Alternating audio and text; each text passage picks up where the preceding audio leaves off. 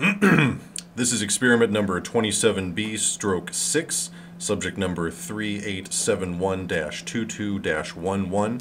This is Edward Lackman speaking.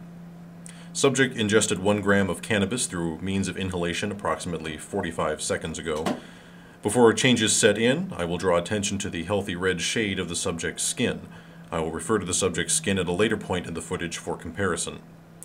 Subject's blinking pattern is the first immediate evidence of the drug entering the bloodstream. We see long periods of blank staring broken up by rapid flashes of eyelid movement. The subject is experiencing a feeling akin to a rapid loss of consciousness, and in fighting it, he is moving his eyelids much more harshly than normal. This is the first documented instance of loss of muscle control on subjects 1, 3, 7, 8, and 9 as well. Now the subject's head is taken on a slight side-to-side tremor. The muscles in the neck are beginning to weaken, and the subject now needs to make a conscious effort to keep his head raised. Consequently, swallowing fails to be automatic as well, and saliva and mucus have begun collecting on and near the vocal cords and epiglottis of the subject. The subject can only force the congealing fluids down the esophagus. Subjects 2 through 5, 7, 9, and 10 found clearing their throat only caused the mucus to resettle in a manner much more obtrusive to breathing. Subject has had cannabis in his system approximately 2 minutes. Color has drained significantly from the subject's nose, forehead, and buccal region. We can conclude that the subject's now tainted blood has reached the heart by this point, slowing the pulse significantly enough to reduce blood flow throughout the body.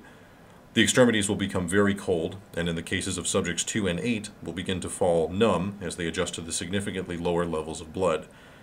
A more active subject can induce more blood flow, but the lack of muscle control can make such action nearly Herculean in effort.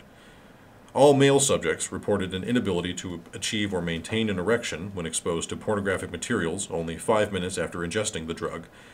It has been approximately 3 minutes since ingestion.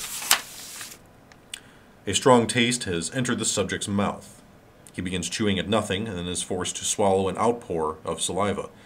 Subject cannot force deep breaths at this point and is entirely reliant on the subconscious intake of air through the nostrils. Quickly, though, this chewing action becomes too much for the subject, and he falls back into a blank, emotionless stare, face still, absent of all but the most subconscious of movements. With the body serving little more than the purpose of that of a shell, the subject retreats into the recesses of his own mind. Subconscious actions continue as the subject's thought processes are overrun by a surreal synesthesia. The subject struggles to make sense of the now bizarre landscape presented to him. At this point, all subjects became temporarily blind and unresponsive to all external stimulus. Soon we will see the subject's mouth begin to twitch. The subject's twitching grows more and more unnatural until the sheer discomfort of the act rips him from the dark corridors of his mind. He takes in his surroundings, which appear to be little more than abstract, colorful nonsense.